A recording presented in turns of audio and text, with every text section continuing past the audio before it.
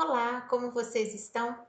Essa é a parte 3 da nossa apresentação de TCC. Como fazer? Eu lembro que na versão, né, na parte 2 que a gente estava falando com a apresentação da Yara Maria França Reis, aconteceu um probleminha de vídeo aqui e eu fui interrompida justamente na hora que eu estava falando com vocês sobre como é que vai ser a nossa apresentação do projeto de TCC1. Nós vamos abrir a aula, apresentar você, que vai ser o apresentador do dia. Nós vamos te deixar à vontade para falar e aí nós vamos te dar a palavra. Você vai ter 20 minutos para fazer a sua apresentação, mais ou menos 5 de tolerância aí, porque a gente ainda está aprendendo aqui na disciplina de TCC1. E depois nós vamos abrir para perguntas do público em torno de 5 minutinhos ali, né? Umas 2 ou 3 perguntas para que esclarecimentos conceituais a respeito do projeto sejam feitos, né? Às vezes a pessoa não entendeu muito bem a metodologia, não entendeu algum conceito lá na revisão, ou a gente precisa voltar em alguma coisa que às vezes ficou um conceito um pouco errado ou que não ficou claro para todo mundo. Enfim, a gente vai abrir esse tempinho para perguntas do público. E que público é esse? A sua turma, os seus colegas que estão cursando TCC1 juntamente com vocês. De professor avaliador, só vou ter eu, que sou professora responsável pela disciplina, conforme, né, a resolução lá do nosso Instituto de Ciências Agrárias a respeito do TCC. Nesse momento aqui, eu trouxe, então eu espero que tenha ficado claro para vocês como é que vai ser a dinâmica da apresentação. Porque depois das perguntas da plateia, do público, da sala de vocês de aula, nós vamos abrir para comentários e sugestões de melhoria na apresentação. Isso porque nós esperamos, né, que haja uma evolução positiva de vocês como estudantes da disciplina TCC1 para TCC2. E nesse momento aqui, eu de novo agradecendo a Yara Maria França Reis, ao professor Eduardo Robson Duarte, estou com a apresentação do TCC2 dela, que ela gentilmente me cedeu junto com o orientador. Vocês reparem que o tema do TCC1 para o TCC2 mudou. Como ela estava participando de várias pesquisas com o mesmo orientador, os dois acharam, né, mais pertinente, não sei se ela tinha comitê de orientação, outros professores orientando, acharam mais pertinente que ela apresentasse esse trabalho aí, ó, desempenho de bezerros machos e fêmeas girolando em desmame fracionado com uso de silagem de sorgo. Essas mudanças, pessoal, acontecem, são totalmente normais. Vocês não são obrigados a defender o TCC2 com o mesmo orientador do TCC1, com o mesmo projeto do TCC1. O que é importante? Que fique claro para as pessoas que estão trabalhando o que vai ser defendido com o que vai ser defendido. Isso porque muitas vezes projetos que são divididos entre muitos membros podem gerar expectativa, eu vou ficar com essa parte, eu vou ficar com essa, e às vezes isso dá conflito na equipe, tá bom? Então, assim, viu que às vezes não vai dar certo, não gostou do jeito de trabalhar, não gostou do projeto? Converse com o seu orientador, porque às vezes tem como você continuar com o mesmo orientador e mudar de projeto. Eu já tive aluno que mudou de projeto comigo e fez o outro projeto que de uma forma excelente. Às vezes você conversa com o orientador não tem outro projeto para te oferecer, aí você opta por trabalhar com outro orientador, enfim. N situações podem acontecer e vocês, conversando com os orientadores, vão ter um monte de possíveis respostas para essas situações. Então, assim, o que é importante? Que a equipe esteja trabalhando de uma forma clara e que tenha, né, essa abertura de comunicação entre as partes aí. Então, assim, novamente, lá no TCC2 é um pouquinho mais de tempo, né, em torno de 30 a 40 minutos para o aluno apresentar os resultados que ele obteve com a pesquisa. E aí, novamente, vocês vejam aqui, né, um slide de título. Na sequência, a introdução do trabalho aí, né? A aluna colocou a imagem de um bezerrinho lá, explicando, contextualizando a situação que ela quer discorrer aqui no TCC 1, desculpem, no TCC 2 dela, né? E introduzindo o assunto, contextualizando a plateia já com uma justificativa. Vocês vejam que aqui, ó, foi colocado, né? As necessidades aí dos bezerros, da criação e desse todo esse processo. Continuando aqui já com uma parte da justificativa dentro da introdução, né? Essa necessidade aí de o animal crescer, se desenvolver fisiologicamente, coisa que vocês sabem aí melhor do que eu. E aí, né, vem de novo um slide que deu a impressão de causalidade, mas que na verdade não é. A minha sugestão nesse caso aqui é que fosse colocado só os tópicos mesmo, né? O sorgo, uma importante forrageira tropical aí, muito utilizada, porque assim, essa situação aqui de um causando o outro causando um, ficou meio, no meu ponto de vista, fora do contexto, pode ser que eu esteja errada aí. Aí continuou, né, aí com a introdução, justificando o trabalho, e já veio o objetivo, né, que é avaliar, deixa eu ver se o anterior era justificativa, exatamente, justificativa, e veio o objetivo, que é avaliar desempenho, né, lá dos animais, em sistema de aleitamento fracionado, com a introdução de silagem de sorgo.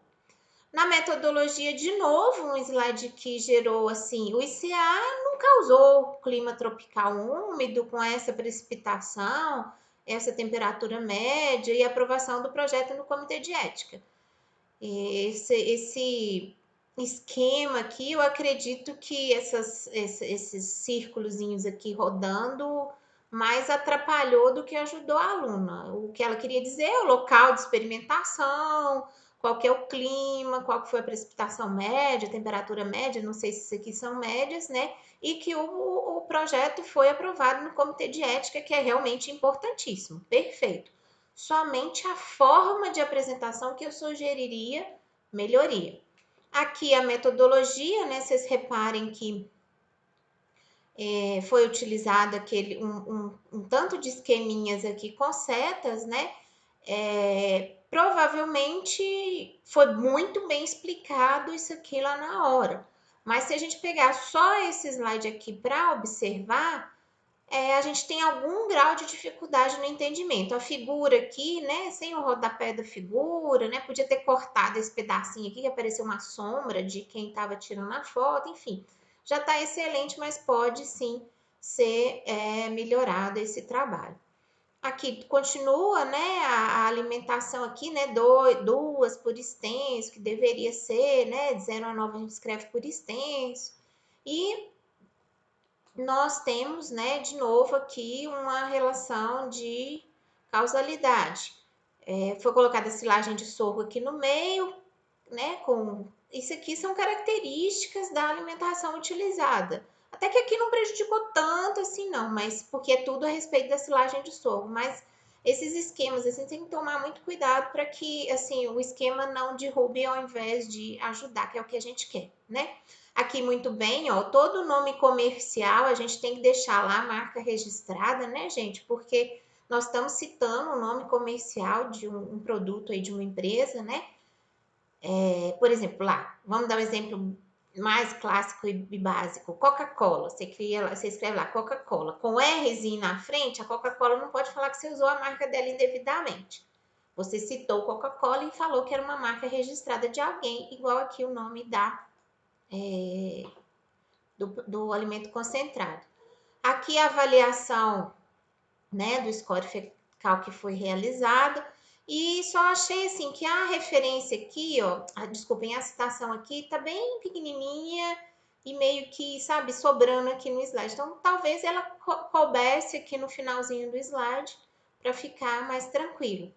Nas apresentações, de uma maneira geral, pessoal, principalmente agora nós trabalhando com as apresentações remotas, é importante a gente pensar que talvez um cantinho assim do slide do lado de cá em cima e do lado, a gente deixe como se fosse, sabe, uma margem assim de cada lado da folha, para que não, de repente, na hora que a gente for projetar, não recorte embaixo assim. Eu tive uma coisinha ou outra que recortou numa apresentação, porque eu tentei ficar usando muito o cantinho do slide, aí não ficou muito legal, tá bom? Aqui nós temos, né, o material e métodos. Uma das coisas aqui que faltou é dizer se essa imagem é realmente da aluna ou se é de terceiros, né? Porque essa avaliação aqui de circunferência torácica, se não for dela e for de outra pessoa a foto, fica parecendo que a gente tirou indevidamente dessa pessoa aí, né? De outras pessoas. Tem que dar o crédito à foto, é isso que eu quero dizer. O delineamento estatístico aqui, né? Como é que foi feita a avaliação, os testes, o programa que utilizou, se foi análise de média, teste de média, se foi correlação, igual foi o caso aqui, né? Tudo descrito, bem descrito aí no material e métodos. Aqui começou a projeção dos resultados e discussão. Da mesma forma que a gente, vamos dizer assim, colocou lá para apresentação do projeto que a gente recomenda que não se faça muito essa apresentação aqui de sobreposição. Aqui eu deixei de propósito, né, gente? Porque são dados da aluna e do professor que eles têm interesse, se é que já não publicaram.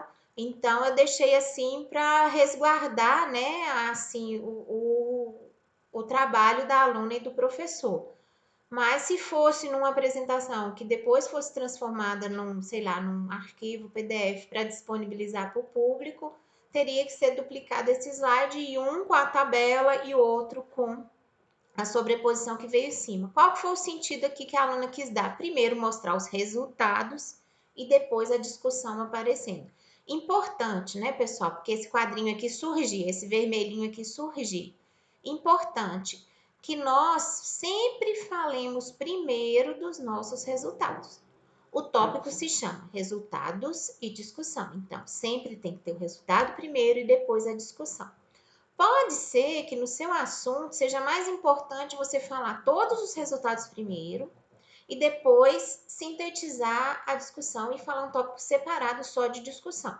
E aí, o comitê orientador tem essa prerrogativa de separar. Primeiro apresenta os resultados, depois apresenta a discussão. A maioria dos trabalhos são resultados e discussão junto, ou seja, você fala em blocos os resultados aqui e depois você vai falando a discussão de cada um desses tópicos ou por cada uma dessas, a partir de cada uma dessas variáveis, por exemplo, que vai sendo utilizada. Aí continuou aqui, né? Do consumo, a diferença aqui, ó, houve um contraste, né, entre sexos para ver se teve, né, alguma correlação. E aí continuou a discussão, ela colocou esse padrão aí de colocar toda a discussão em vermelho, né? Aqui um dado de incidência de diarreia nos animais, nos machos e nas fêmeas, e se tem diferença ou não estatística, com as medidas corporais e a conclusão do trabalho, né? As referências que foram utilizadas na apresentação, o slide de agradecimento e, de novo, o slide de título. Novamente falando, né? Pode ser que a pessoa não tenha prestado muita atenção quando a gente falou lá no slide do projeto. Assim, slide de agradecimento, pessoal, é geral, vocês podem, né, colocar imagens fofinhas, coisas bonitinhas, mas que evitemos de imagens que possam ser, por exemplo, prejudiciais a alguém. Então, assim, vamos tentar ao máximo, né, colocar imagens que sejam favoráveis à pessoa e não que venham a denegrir a imagem dessa pessoa. Porque às vezes a pessoa coloca assim, sem, entre aspas, maldade, e a outra pessoa fica ofendida, né? Enfim, nós temos aqui o último slide, que é o slide de título da aluna. Uma coisa importante que nós precisamos falar é que Lá no projeto, a maior parte dos slides era referencial teórico, né? O que você gasta mais tempo na apresentação é referencial teórico e material e métodos. Aqui, gente, no TCC 2, a maior parte do trabalho, né, o que você vai gastar mais tempo é para explicar os resultados e a discussão. Alguns trabalhos têm uma metodologia mais extensa do que os outros, né? Mas, via de regra, assim, vocês ficam me perguntando assim, dica, professora, quantos slides eu ponho para falar em 20 minutos? A gente que é professor consegue, às vezes, controlar mais o tempo. Então, assim, nós colocamos em torno de um slide por minuto, porque a gente acaba controlando esse tempo. Isso varia muito de professor para professor também. Agora, geralmente é um slide por minuto. A gente grava, a gente apresenta, ensaia para que, né, tente cronometrar esse tempo. Sugestão: 20 slides lá para o projeto de TCC e 40 slides aqui para o TCC 2. Mas nada impede que você tenha mais slides e apresente um pouco mais rápido, ou tenha menos slides e use o tempo. Aí, sim, varia um pouco de cada um. É uma sugestão essa história aí de um slide por minuto, se é que eu posso dar essa dica para vocês. Aqui nós terminamos a parte das nossas aulas de TCC1. Eu espero que vocês estejam gostando, que vocês tenham aprendido, porque sim, a gente consegue, né, fazer novas formas de estudo. Eu quero ver vocês bem e com saúde, assim como as suas famílias, mas eu quero ver vocês também desenvolvendo as suas habilidades, as suas competências e as suas atitudes aqui no TCC1. Um grande abraço e eu te vejo no próximo vídeo.